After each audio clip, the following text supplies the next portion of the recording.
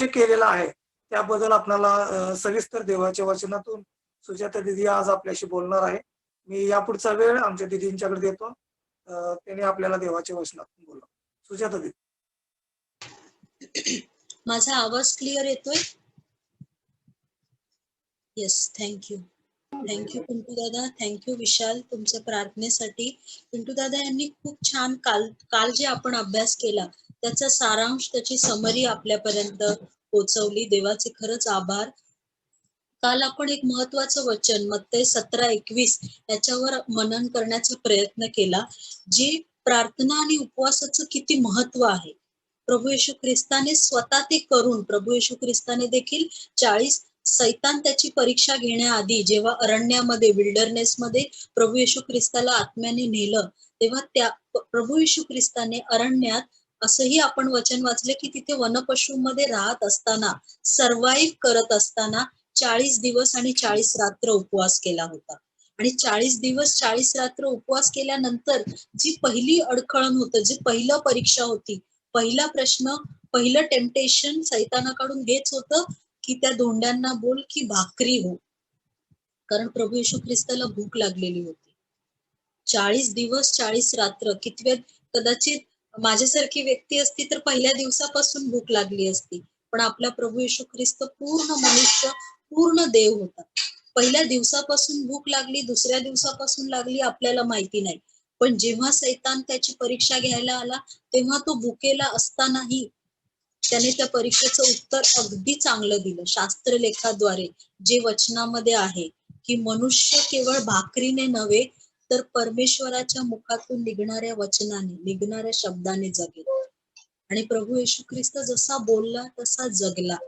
आपणाला कुणाचा कित्ता गिरवायचा आहे, आपल्याला कुणाला अनुसरायचं आहे, तर आपला जिवंत प्रभू येशू ख्रिस्त, जो तुमच्या माझ्यासाठी वधस्तंभावर गेला, जो तिसऱ्या दिवशी पुन्हा उठला, ज्याने मरणावर विजय मिळवला, जो आज पित्याकडे मध्यस्थी करत आहे आणि जो तुम्हाला आणि मला घ्यायला येणार आहे. आणि काल प्रभू येशू ख्रिस्ताने फार सुंदररित्या प्रार्थना आणि उपवास याचं महत्व तुम्हाला आणि मला, आपल्याला शास्त्रातील कित्येक वचनांद्वारे आपल्याला, आणि आज तुम्ही आणि मी इथे असलेले प्रत्येक जण अनुभवत आहोत आपल्या दैनंदिन जीवनामध्ये. आपले कितीतरी प्रश्न प्रार्थना आणि उपवासाने इतक्या अद्भुतरित्या सुटतात की आपल्याला कळतही नाही. आणि आपण प्रेषितांच्या कृत्यामध्येही पाहिलं की प्रार्थनेचं उत्तर मिळाल्यानंतरही, ते उत्तर आपल्याकडे पोचल्यानंतरही आपण प्रार्थना आणि उपवासामध्ये वाढणं गरजेचं आहे. आणि काल आपण यासाठी प्रार्थनाही केली की आपण सर्वांनी प्रार्थना आणि उपवासामध्ये वाढावं. कारण तुम्हाला आणि मला आध्यात्मिकरित्या जर धष्टपुष्ट व्हायचंय तर आपल्याला ख्रिस्ताने जसं सांगितलंय तसा उपवास आणि तशी प्रार्थना करणं गरजेचं आहे. आज आपण मत्तयाच्या 17:22 पासून पुढे अभ्यास करणार आहोत. मी विनंती करेन मत्तय 17:22 आणि 23 आपणासाठी कोणीतरी वाचेल. ते गालिलात एकत्र जमले असता येशू त्यांना म्हणाला, मनुष्याचा पुत्र लोकांच्या हाती धरून दिला जाणार आहे. ते त्याला जीवे मारतील आणि तिसऱ्या दिवशी तो उठवला जाईल. तेव्हा ते फार खिन्न झाले. 22व्या वचना, आणि ह्या 2 वचनाचं हेडिंग काय आहे? आपल्या मृत्यूबद्दल येशूने दुसऱ्यांदा केलेले भविष्य. पहिल्यांदा भविष्य कुठे केलं?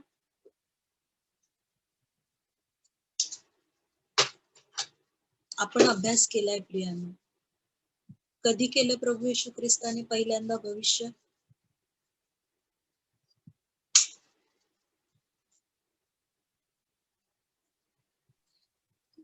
मत्तयाच्या 16व्या अध्यायामध्ये. Yes, hallelujah, praise the lord. मत्तयाच्या 16व्या अध्यायामध्ये. आणि तेव्हा पेत्र आडवा आला. पेत्र म्हणाला, प्रभू असे तुम्हाला न हो. तेव्हा पेत्राला प्रभू येशू ख्रिस्ताने पेत्राला म्हटलं, पण ते कुणाला उद्देशून म्हटलं? सैताना, गेट बिहाइंड मी, मला आडवा येऊ नकोस. आणि आता हे दुसऱ्यांदा प्रभू येशू ख्रिस्त शिष्य आणि इतर कदाचित जमाव त्यांच्या बरोबर असेल, ते लोक जेव्हा गालिलामध्ये एकत्र जमलेले आहेत, तेव्हा प्रभू येशू ख्रिस्त दुसऱ्यांदा हे शिष्यांना सांगत आहे. प्रभू येशू ख्रिस्त दुसऱ्यांदा हे का सांगत आहे शिष्यांना? कुणी उत्तर देऊ इच्छिल का? प्रभू आपण त्या दिवशी अभ्यास केला की तिसऱ्यांदा 3 वेळा प्रभू येशू ख्रिस्ताने सांगितलं, आपल्या मरणाविषयीचं भाकीत केलं, भविष्य केलं की मनुष्याचा पुत्र कसा मारला जाणार आहे, कसा पुनरुत्थित होणार आहे. का सांगितलं प्रभू येशू ख्रिस्ताने 3 वेळा? किंवा आता दुसऱ्यांदा का सांगत आहे? एकदा सांगितल्यानंतरही दुसऱ्यांदा का सांगत आहे?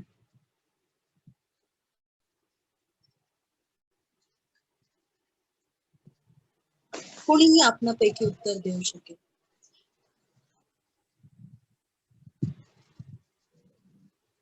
कारण प्रभू येशू ख्रिस्ताची इच्छा आहे की शिष्यांच्या मनावर ते बिंबवावं. शिष्यांना पहिल्यांदाही कळलं नव्हतं, दुसऱ्यांदाही कळलं नाही, तिसऱ्यांदाही कदाचित कळलं नसेल. ते जेव्हा ऍक्च्युली घडेल तेव्हा ते त्यांना पूर्णपणे त्याचं आकलन होईल. पण जेव्हा ते त्यांना आकलन होईल तेव्हा प्रभू येशू ख्रिस्ताने आधी सांगितलं होतं. ते का सांगितलं होतं ते त्यांना तेव्हा कळेल. काही गोष्टी आपल्याला फ्लॅशबॅक मध्ये जास्त चांगल्या कळतात. तुम्ही आणि मी जर आपण आपल्या जीवनाकडे आता आपल्या भूतकाळाकडे जर पाहिलं तर आपल्याला कळतं की देवाने किती गोष्टी अद्भुत केल्यात. ते आपल्याला कदाचित तेव्हा कळत नाही जेव्हा देव आपल्या आयुष्यात ती गोष्ट करत असतो किंवा देव आपल्याला एखादी गोष्ट सांगत असतो.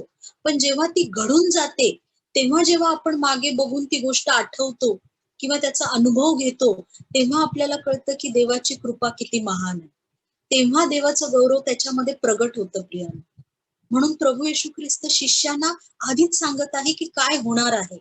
कारण प्रभू येशू ख्रिस्त चमत्कार करण्यासाठी नव्हे किंवा संदेश देण्यासाठी नव्हे, तर प्रभू येशू ख्रिस्त ज्या कामासाठी आलेला आहे, जे त्याचं मिशन आहे ते हे आहे प्रियानो. तुमची आणि माझ्या पापांची खंडणी निर्दोष रक्ताने वधस्तंभावर देणं गरजेचं होतं. कारण त्याद्वारेच तुम्ही आणि मी, तेव्हाची पिढी, येणाऱ्या सर्व पिढ्या त्या रक्ताद्वारेच नीतिमान ठरू शकतात. कारण आपण अभ्यास केलाय की नियमाद्वारे, जो लॉ आहे, जे नियमशास्त्र आहे, नियमशास्त्राद्वारे आपण कोणीच नीतिमान ठरू शकत नाही. आपण फक्त त्या प्रभू येशू ख्रिस्तावरील विश्वासाद्वारे, आणि त्या प्रभू येशू ख्रिस्ताला हे करणं अगत्य होतं. हे करण्याचं अगत्य होतं आणि ते समजवण्यासाठी किंबहुना त्या गोष्टीसाठी शिष्यांना तयार करण्यासाठी प्रभू येशू ख्रिस्त शिष्यांना सांगत आहे. आणि प्रभू येशू ख्रिस्त काय म्हणत आहे? येशू त्यांना म्हणाला, मनुष्याचा पुत्र लोकांच्या हाती धरून दिला जाणार आहे. प्रभू येशू ख्रिस्ताने काय म्हटलंय? पुन्हा पॅसिव्ह व्हॉइस, कर्तरी प्रयोग, कर्मणी प्रयोग. मी बरोबर बोलतेय? व्हॉइसला प्रयोगच म्हणतात ना मराठीमध्ये. येस, धरून दिला जाणार आहे. याजकांच्या हाती, शास्त्र्यांच्या हाती ते त्याला पकडणार आहेत, किंवा धर्मगुरू त्याला पकडणार आहेत, किंवा हेरोद त्याला पकडणार आहे, पंतय पिलात पकडणार आहे, असं नाही म्हटलंय प्रियांनो. वचनामध्ये म्हटलंय की मनुष्याचा पुत्र लोकांच्या हाती धरून दिला जाणार आहे. कुणाच्या हातून धरून दिला जाणार आहे? कोण प्रभू येशू ख्रिस्ताला धरून देतं?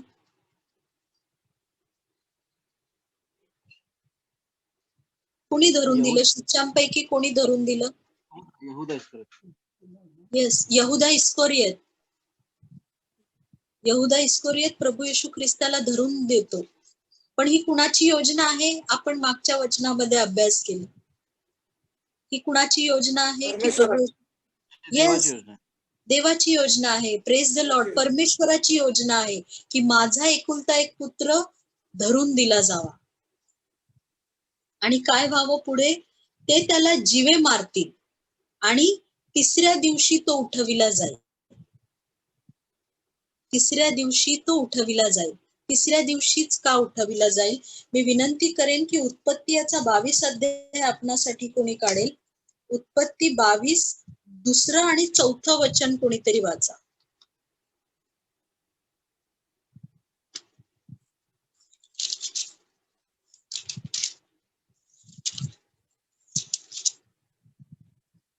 देव म्हणाला, तुझा पुत्र, तुझा एकुलता एक प्रिय इसाक यास घेऊन मोरिया देशात जा, आणि मी तुला सांगेन त्या डोंगरावर त्याचे होमार्पण कर. चौथं वचन पण वाचा पिंटू दादा. तिसऱ्या दिवशी अब्रामाने दृष्टी वर करून ती जागा दुरून पाहिली. Yes, thank you. Praise the Lord. हा वृत्तांत सगळ्यांना माहितीये. परमेश्वराने अब्रामाला काय आज्ञा केली होती? दुसऱ्या वचनामध्ये आपण पाहिलं, देव म्हणाला, तुझा पुत्र, तुझा एकुलता एक प्रिय इसहाक यास घेऊन मोरिया देशात जा आणि मी तुला सांगेन त्या डोंगरावर त्याचे होमार्पण कर. आणि अब्रामाने जेव्हा मोरिया डोंगरावर जाण्याचा प्रवास सुरू केला, देवाने आज्ञा केल्यापासून तो किती दिवसाचा प्रवास होता? आपण चौथ्या वचनामध्ये बघितलं की तिसऱ्या दिवशी अब्रामाने दृष्टी वर करून ती जागा दुरून पाहिली. तिसऱ्या दिवशी मोरिया डोंगरावर अब्राम इसहाकाबरोबर पोहोचला. आणि मला सांगा की त्या डोंगरावर काय झालं? कोणीतरी आपला माईक अनम्यूट करून सांगा की त्या डोंगरावर काय झालं?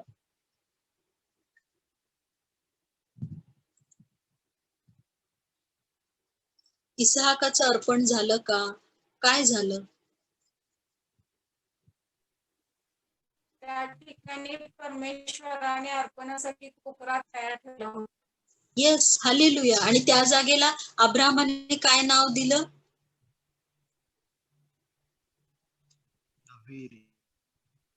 येस, बरोबर बोलते. कोण बोलते? मोठ्याने बोला. यावे रे.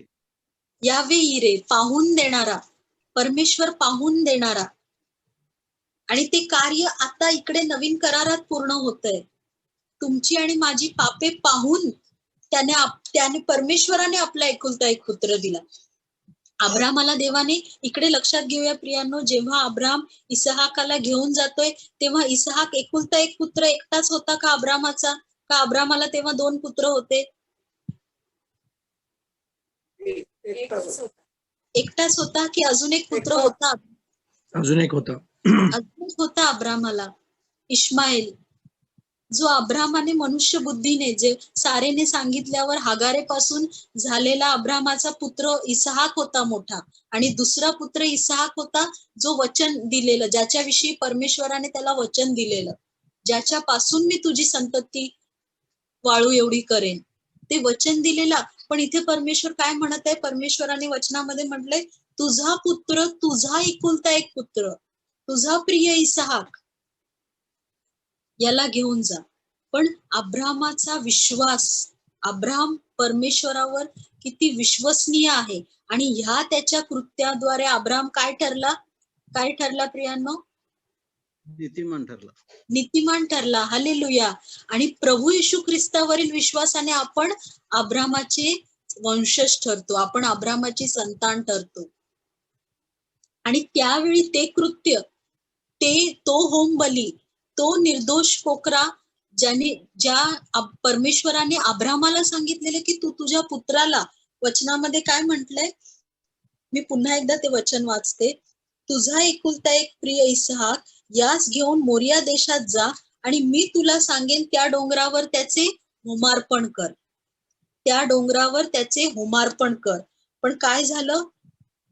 जेव्हा अब्रामाने सुरा उचलला तेव्हा परमेश्वर काय म्हणाला? मी 11वं वचन वाचते. अब्रामा, अब्रामा, तो म्हणाला, काय आज्ञा? 12वं वचन. मग तो बोलला, तू आपल्या मुलावर आपला हात चालवू नको, त्याला काही करू नको, कारण तू आपल्या मुलास, आपल्या एकुलत्या एका मुलासही माझ्यापासून राखून ठेवले नाही. यावरून तू देवाला भिवून चालणारा आहेस हे मला कळले. तेव्हा अब्रामाने दृष्टी वर करून पाहिले, तो आपल्या मागे झुडपात शिंगे गुंतलेला एक एडका त्यास दिसला. मग अब्रामाने तो एडका घेऊन आपल्या पुत्राच्या ऐवजी अर्पण केला आणि अब्रामाने त्या ठिकाणाचे नाव यावे इरे, परमेश्वर पाहून देईल, असे ठेविले. त्यावरून परमेश्वराच्या गिरीवर पाहून देण्यात येईल असे आजवर बोलतात. पण ऍक्च्युली त्या डोंगराचं नाव काय होतं? आपण वचनात वाचलं, त्या डोंगराचं नाव काय होतं प्रियांनो? मोरिया डोंगर. मोरिया डोंगर. आणि मोरियाचा अर्थ होतो गॉड इज माय टीचर, मला शिकविणारा परमेश्वर आहे. इकडे परमेश्वर अब्रामाला जे शिकवतोय ना, ते परमेश्वराने युगाच्या पूर्वीच स्वतः योजलेलं होतं आणि ते परमेश्वराने केलं सुद्धा. कसं केलं? प्रभू येशू ख्रिस्ताद्वारे, जो प्रभू येशू ख्रिस्त जो जिवंत देवाचा, माझ्या परमेश्वराचा, तुमच्या परमेश्वराचा एकुलता एक पुत्र प्रभू येशू ख्रिस्त, आणि आज तो प्रभू येशू ख्रिस्त सांगतोय की तो तिसऱ्या दिवशी, third day is the day of victory, विजयाचा दिवस आहे. कारण त्या दिवशी अब्राहमाला परमेश्वराने त्याच्या मुलाला अर्पण करू दिलं नाही. डे ऑफ विक्ट्री म्हणतात थर्ड डे. आणि त्या दिवशी तुमच्या आणि माझ्या प्रभू येशू ख्रिस्ताने कशावर विजय मिळवला? डे ऑफ विक्ट्री, पुनरुत्थानाचा तिसरा दिवस. कशावर विजय मिळवला प्रभू येशू ख्रिस्ताने? मरणावर. आता मरणाची आणि पापाची सत्ता त्या लोकांवर नाही ज्यांनी प्रभू येशू ख्रिस्तावर, त्याच्या वधस्तंभावर, त्याच्या पुनरुत्थानावर विश्वास ठेवलेला आहे. जे प्रभू येशू ख्रिस्ताला अनुसरतात त्यांच्यावर मरणाची आणि पापाची सत्ता नाही. त्या दोन्हींची नांगी प्रभू येशू ख्रिस्ताने त्या वधस्तंभावर आणि आपल्या पुनरुत्थानाद्वारे मोडलेली आहे. आणि ते प्रभू येशू ख्रिस्त आधीच आपल्या शिष्यांना आणि आज तुम्हाला आणि मला सांगत आहे. वचनामध्ये म्हटलंय, ते त्याला जिवे मारतील आणि तिसऱ्या दिवशी तो उठविला जाईल. इथे सुद्धा तो उठविला जाईल. कुणाद्वारे उठविला जाईल? परमेश्वराने, ज्याने आपल्या एकुलत्या एका पुत्राला संपूर्ण मनुष्य जातीच्या पापासाठी मारलं, संपूर्ण मनुष्य जातीचं पाप त्याच्यावर लादलं, आणि त्या पापामध्ये त्याला किती वेळ एकटं सोडलं परमेश्वराने? परमेश्वराने किती वेळ आपल्या पुत्राला एकटं सोडलं वधस्तंभावर? कोणी सांगेल का? 2 प्रहर. 2 प्रहर. Praise the Lord. जवळजवळ 3 तास देवपित्याने आपल्या पुत्राला, जे कधीही विभक्त झाले नव्हते, जरी पुत्र स्वर्ग सोडून पृथ्वीवर आलेला होता तरी परमेश्वर पुत्राबरोबरच होता. पुत्र डोंगरावर जाऊन आपल्या देवपित्या बरोबर तासन तास बोलत असे प्रार्थनेमध्ये. कंटिन्युअस देव आणि पिता आणि पुत्र एकत्र होते. पण तुमच्या आणि माझ्या पापांमुळे, तुमच्या आणि माझ्या पाप त्याच्यावर लादलं गेल्यामुळे देवपित्याने पुत्रापासून आपलं तोंड फिरवलं होतं. ही प्रीती पित्याची आणि पुत्राची तुमच्या आणि माझ्यावर आहे. का तर तुमचं आणि माझं पाप मोजलं जाऊ नये, त्याची पूर्ण क्षमा व्हावी, आपलं पाप पूर्ण खंडित व्हावं. तुम्ही आणि मी पापी म्हणून नाही, तर नीतिमान म्हणून देवपित्यासमोर आपला न्यायाधीश प्रभू येशू ख्रिस्त त्याच्या समोर उभं राहावं, त्याच्या बरोबर राहावं, त्याच्या बरोबर राज्य करावं. ही देवपित्याची आणि पुत्राची योजना होती. किती अद्भुत आहे प्रियांनो. आपण फार सहज घेतो प्रभू येशू ख्रिस्ताचं पृथ्वीवर येणं, वधस्तंभावर जाणं. फक्त गुड फ्रायडे पुनरुत्थानाच्या दिवसापुरतं आपण सिरियस होणं महत्वाचं नाहीये प्रियांनो. रोज आणि रोज ते जगणं, त्यातून शिकणं, त्यातून विजयी म्हणून होणं हे जरुरी आहे. म्हणून प्रभू येशू ख्रिस्त रोज तुम्हाला आणि मला ते दाखवतो, ते समजवतो. कारण देवाचा आत्मा काय करतो? आपल्याला आठवण करून देतो. आपण पुढे जाऊया. तेव्हा शिष्यांचं रिॲक्शन काय आहे? तेव्हा ते फार खिन्न झाले. ऍक्च्युली शिष्यांचं रिॲक्शन असायला हवी होती आनंदी होणं. कारण त्या पुनरुत्थानावर पापक्षमेची आणि मरणावरील विजयाची आशा होती. पण तरी शिष्यांना असं वाटत होतं, कारण शिष्यांची त्यांच्या गुरुजीवर, मसीहावर, प्रभू येशू ख्रिस्तावर प्रीती होती. मनुष्य दृष्टीने ते विचार करत होते. कारण 3 वेळा प्रभू येशू ख्रिस्ताने सांगितलेलं होतं की मी वधस्तंभावर मारला जाणार आहे, पण मी तिसऱ्या दिवशी पुन्हा उठेन. पण तिसऱ्या दिवशी कोणीही, शिष्यांपैकी कोणीही नाही, किंवा प्रभू येशू ख्रिस्ताबरोबर राहणारे कोणीही, एकानेही ही अपेक्षा केली नव्हती की प्रभू येशू ख्रिस्त पुनरुत्थित झाला असेल. इव्हन स्त्रिया सुद्धा ज्या कबरेजवळ गेल्या त्या कशासाठी गेल्या होत्या प्रियांनो? तिसऱ्या दिवशी स्त्रिया कबरेकडे कशासाठी गेल्या होत्या? येशूच्या प्रेताला येस. ते त्यांना वाटलं की ते प्रेत अजून असेल तिकडे, त्या प्रेताला म्हणजे प्रिपरेशन, अनॉइंटिंग म्हणतात, ते प्रेताचे प्रिपरेशन करतात ना डेड बॉडीचं, त्याच्यासाठी त्या गेल्या होत्या. आणि तेव्हा त्यांना कळलं की प्रभू येशू ख्रिस्त इथे नाहीये. तेव्हा त्यांना त्या गोष्टीवर विश्वास बसला. तेव्हा त्यांना कळलं की काय होतंय. आणि शिष्यांना सुद्धा तेव्हा पटकन नाही समजलं की हे काय चाललंय. काय होतंय? प्रभू येशू ख्रिस्ताने जेव्हा त्यांना स्वतः दाखवलं, स्वतः प्रगट झाला, तेव्हा त्यांना कळलं की ख्रिस्त मरणातून उठला आहे. त्याने मरणावर विजय मिळविला आहे. आपणासाठी आपण लहानपणापासून ही गोष्ट ऐकतोय ना, त्याच्यामुळे कुठे ना कुठे फार सहज म्हणजे अशी रोजची गोष्ट वाटते आपल्याला. पण मरणावर विजय मिळवणं हे किती महान आहे, हे किती अगम्य आहे, मानवी बुद्धीच्या कल्पनेच्या पलीकडे आहे. त्याच्यामुळे प्रभू येशू ख्रिस्ताने 3 वेळा सांगितलं असतानाही कुठल्याही शिष्याने किंवा कुणीही प्रभू येशू ख्रिस्त पुनरुत्थित होऊन येईल अशी वाट बघितली नाही.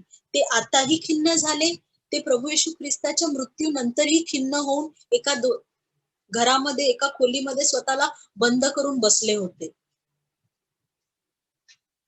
ही त्यांची रिॲक्शन होती.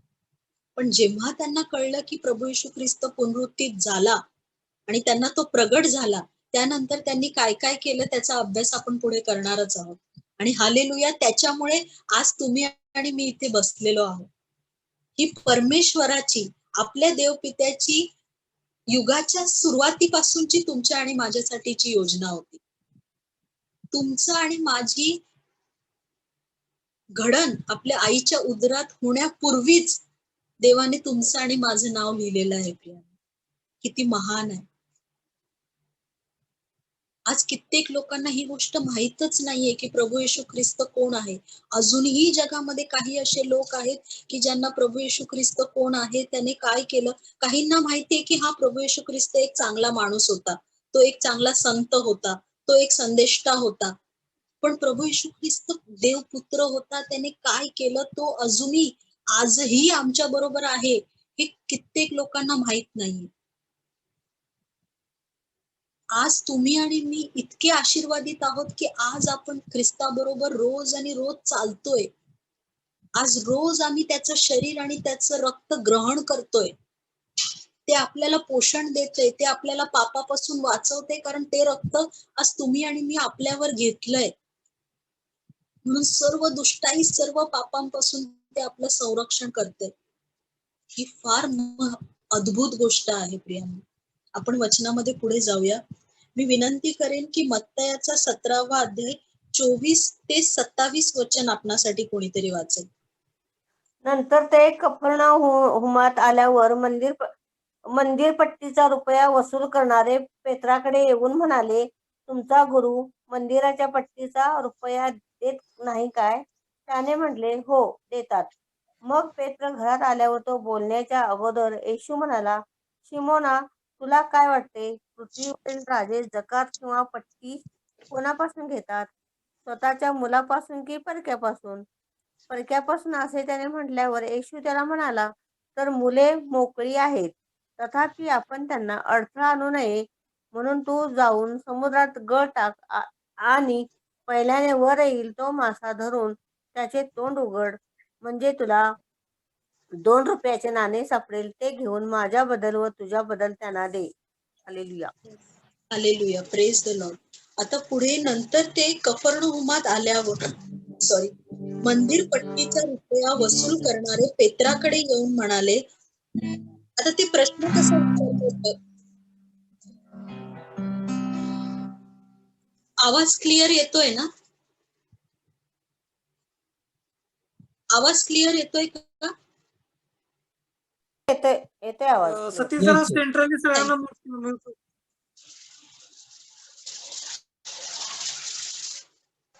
हो, म्यूट आहेत. Yes, thank you Satish. नंतर ते कफरनहूमात आल्यावर मंदिर पट्टीचा रुपया वसूल करणारे पेत्राकडे येऊन म्हणाले, तुमचा गुरु मंदिराच्या पट्टीचा रुपया देत नाही काय? प्रश्न कसा विचारतायत बघा प्रियांनो.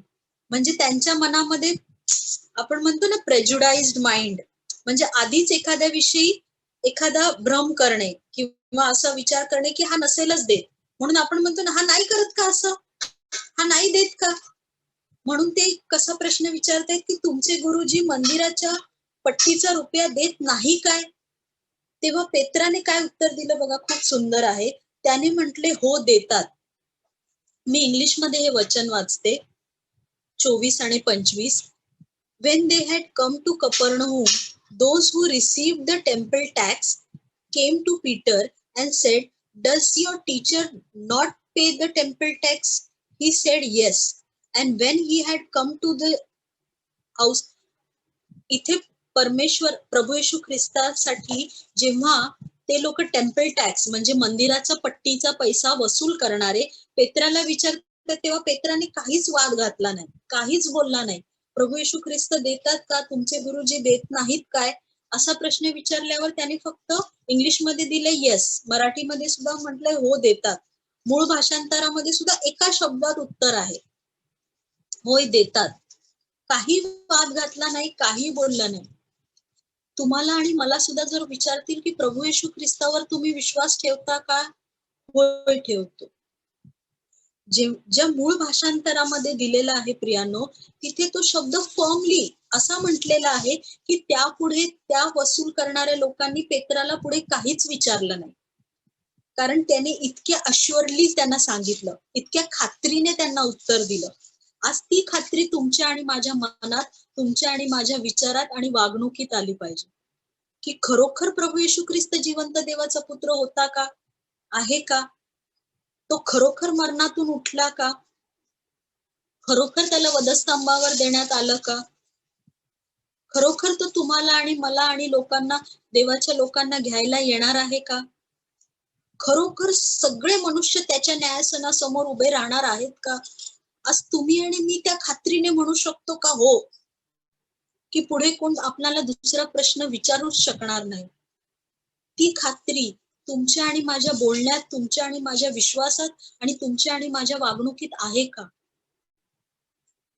जर अजून आली नसेल तर आपण प्रार्थना करूया, आपण उपवास करूया की ते तुमच्या आणि माझ्या वागणुकीत येऊ दे, तुमच्या आणि माझ्यामध्ये ख्रिस्त दिसू दे लोकांना. मग त्यांच्या मनात शंका येणार नाही जेव्हा ते ख्रिस्ताला पाहतील, कारण ख्रिस्तामध्ये तो अश्युरन्स आहे, ती खात्री आहे. आपण पुढे जाऊया. त्याने म्हटले हो देतात. मग पेत्र घरात आल्यावर तो बोलण्याच्या अगोदरच, पेत्र काही बोलण्याच्या आधीच येशू म्हणाला, शिमोना तुला काय वाटते. येशू पेत्राला शिमोना म्हणत आहे, कारण अजून शिमोनाचा पेत्र व्हायचा आहे. म्हणून प्रभू येशू ख्रिस्त जरी पेत्राला शिमोनाला पेत्र हे नाव ख्रिस्ताने दिलेलं आहे, तरी इथे पेत्राला प्रभू येशू ख्रिस्त म्हणत आहे, शिमोना तुला काय वाटते.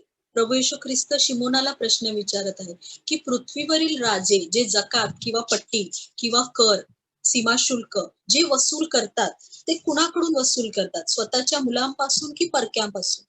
तेव्हा पेत्र अगदी बरोबर उत्तर देतो, कोणीही आपल्या मुलांपासून कर किंवा पट्टी कुठलाही राजा घेणार नाही, तर तो कुणाकडून घेणार, परक्यांपासून, प्रजेकडून, स्वकीयांकडून नाही, परकीयांकडून. मी विनंती करेन की नेहम्याचा 5वा अध्याय आणि 4थं वचन कोणीतरी आपणासाठी वाचेल. नेहम्या 5:4.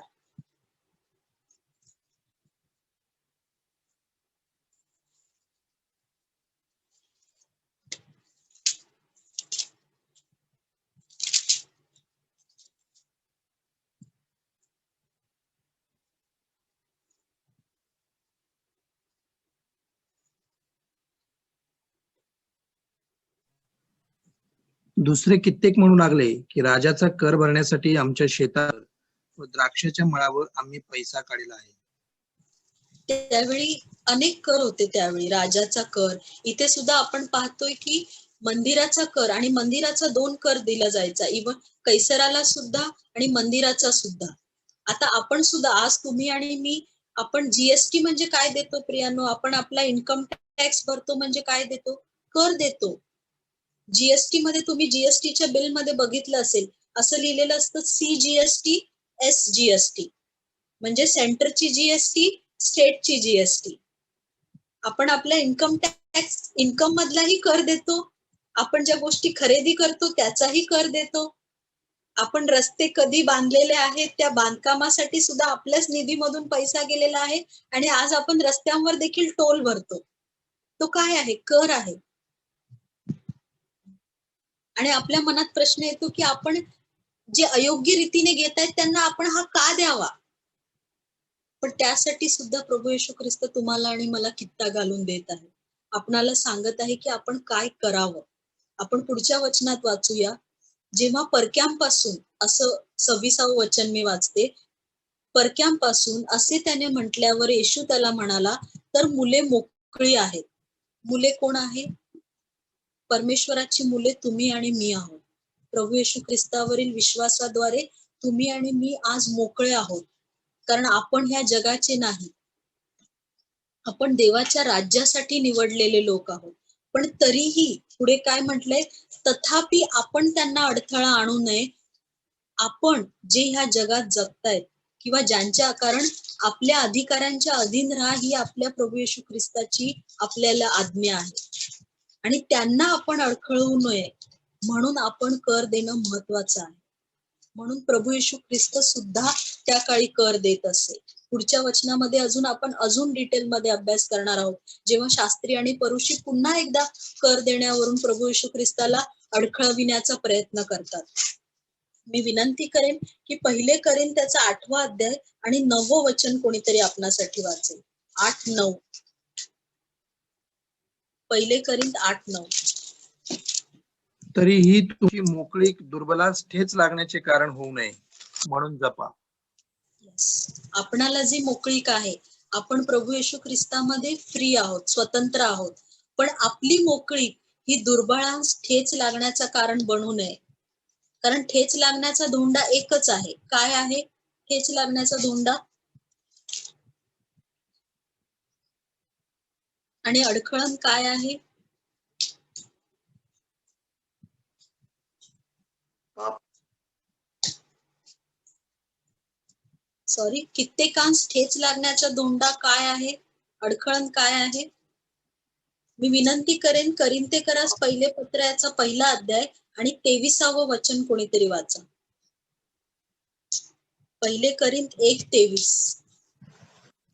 कारण यहुदी चिन्हे मागतात व हेल्लेनी ज्ञानाचा शोध करतात. आम्ही तर वधस्तंभावर खेळलेला ख्रिस्त गाजवतो. हा यहुद्यास अडखळण व हेल्लेण्यास मूर्खपणा असा आहे. कारण फक्त वधस्तंभावरचा ख्रिस्त हाच अडखळण आहे.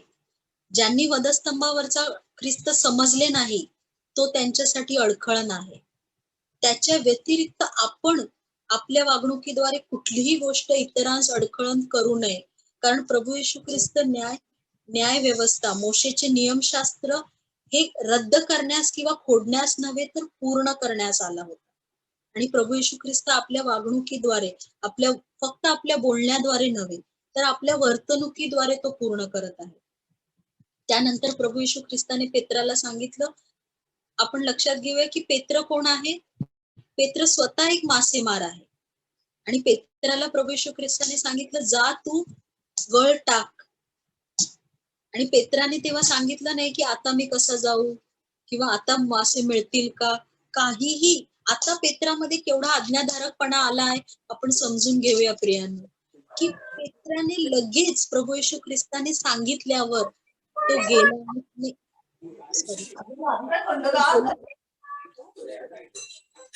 सतीश, सेंट्रली म्यूट करशील का?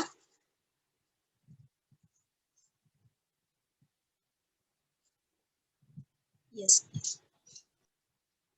वचनामध्ये म्हटलंय, तथापि आपण त्यांना अडथळा आणू नये म्हणून तू जाऊन समुद्रात गळ टाक आणि पहिल्याने वर येईल तो मासा धरून त्याचे तोंड उघड, म्हणजे तुला 2 रुपयाचे नाणे सापडेल. ते घेऊन माझ्याबद्दल व तुझ्याबद्दल दे. प्रभू येशू ख्रिस्ताने असं नाही म्हटलं की त्यांनी फक्त माझ्याबद्दल विचारलं तर माझ्यासाठीचा एक. तेव्हा हाफ शेकेल, म्हणजे इकडे जसं म्हटलेलं आहे आपल्या भाषांतरामध्ये 1 रुपया, हाफ शेकेल हा तेव्हाचा मंदिराचा पट्टीचा कर होता. आणि त्याच्यामुळे 1 शेकेलचं ज्ञान मिळालं माशाच्या तोंडामध्ये पेत्राला. आणि तो 1 शेकेल म्हणजे हाफ शेकेल कुणाचा? पेत्राच्या. आणि हाफ शेकेल प्रभू येशू ख्रिस्ताचा. दोघांचाही वतीने तो पट्टीचा कर प्रभू येशू ख्रिस्ताने पेत्राला देण्यास आज्ञा केली. आणि पेत्राने प्रभू येशू ख्रिस्ताने सांगितल्याप्रमाणेच केलं. पेत्र कोणता मासा पकडणार आहे, कोणत्या माशाच्या तोंडात नाणं असणार आहे हे ख्रिस्ताला माहित होतं. कारण ख्रिस्त पूर्ण देव आणि पूर्ण मनुष्य होता. पूर्ण देव होता. आपण हे आपण कधीच नको विसरूया. आज जर तो तुम्हाला आणि मला सांगतोय की तुम्ही हा कर द्या, तुम्ही तुमच्या अधिकाऱ्यांना ही गोष्ट द्या, मग भलेही ते त्याचा उपयोग कशासाठीही करू दे, तो तुमचा आणि माझा लुकआउट किंवा त्याच्याकडे आपण लक्ष देणं गरजेचं नाहीये प्रियांनो. कारण जर प्रभू येशू ख्रिस्त तुम्हाला आणि मला सांगतोय की हे द्या, तर ती मिळवण्याची कृपाही तोच पुरवणार आहे. आपण त्याच्यावर पूर्णपणे अवलंबून असणं, त्याला अनुसरणं महत्वाचं आहे. कारण नेहम्यामध्ये लोक ही कुरकुर करत होती. आपण ते वचन वाचलं की राजाचा कर त्यांना एवढा जड पडत होता की त्यांनी त्यांचे शेतमळे, त्यांचे द्राक्षमळे सुद्धा गहाण ठेवले होते राजाचा कर देण्यासाठी. तेव्हा ते मुक्त नव्हते प्रियांनो. पण आज तुम्ही आणि मी ख्रिस्तामध्ये मुक्त आहोत. जरीही आपण आपल्या अधिकाऱ्यांच्या अधीन असलो तरी आपणाला आपले कृपा पुरवणारा आपला प्रभू येशू ख्रिस्त आहे. त्यावेळी जसा पेत्राने विश्वास ठेवला तसा आज तुम्ही आणि मी विश्वास ठेवणं गरजेचं आहे की जर एखादी गोष्ट आपणाला प्रभू येशू ख्रिस्त करण्यास सांगत आहे तर ती पूर्णत्वास नेण्याचं सामर्थ्य आणि ते पूर्णत्वास नेणारे तुम्ही आणि मी नाही तर प्रभू येशू ख्रिस्तच आहे. तो त्यावेळीही जिवंत होता, आजही जिवंत आहे. ह्याच्यावर आपण पूर्ण विश्वास ठेवून अवलंबून राहणं महत्वाचं आहे. ना की आज माझी तेवढी कमाई नाही, मी कसा कर देऊ, हा विचार करत आपण चिंता करत बसू नये. जर आपल्या ख्रिस्ताने आपणाला हे सांगितले तर आपण त्याच्यावर पूर्ण अवलंबून राहणं गरजेचं आहे. कारण आज जरी तुम्हाला आणि मला इकडे सांगितलंय की मंदिराच्या पट्टीचा टॅक्स प्रभू येशू ख्रिस्त द्यायला सांगत आहे, पण पुढे तेच मंदिर प्रभू येशू ख्रिस्ताने काय म्हटलंय की 3 दिवसात मोडून 3 दिवसात तो उभं करणार आहे. तो स्वतः ते मंदिर आहे. तो स्वतः आज आपण आत्म्याने आणि खरेपणाने त्याची भक्ती करतो. तो स्वतः देव आहे, पण तरीही तो स्वतः ते करत आहे आणि तुम्हाला आणि मला आज फक्त त्याच्याकडे पाहायचं, फक्त ख्रिस्ताला अनुसरायचंय प्रियांनो. फक्त त्याची कृपा आपल्याला अनुभवायची तुमच्या आणि माझ्या दैनंदिन जीवनामध्ये. कितीही मोठा संकट असू दे, कितीही मोठा डोंगर असू दे कर्जाचा, आपणाला ख्रिस्तावर अवलंबून राहायचंय. कारण तो डोंगर दूर करण्यात आपण मागच्या शास्त्र अभ्यासामध्ये आपण अभ्यास केला प्रियांनो.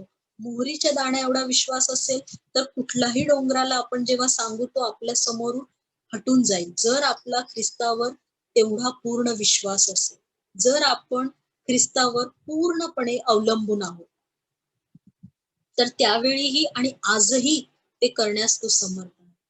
Hallelujah, praise the Lord.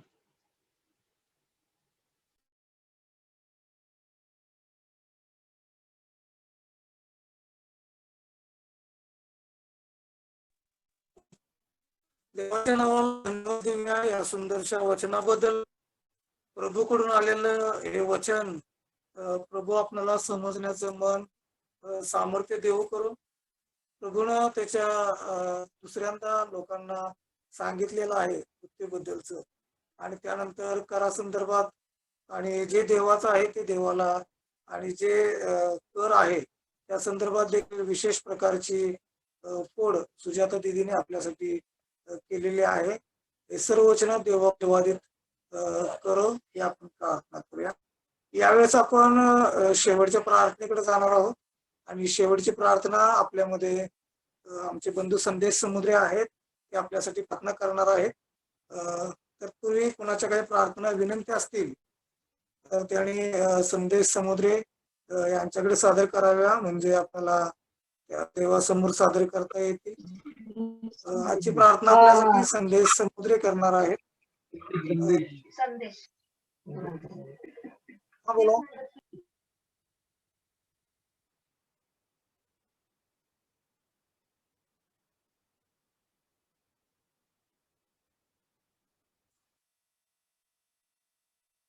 Hello, संदेश प्रार्थनेमध्ये आठवण राहू दे. वनितासाठी काही वेळापूर्वीच माझा फोन झाला, आणि आजची त्यांची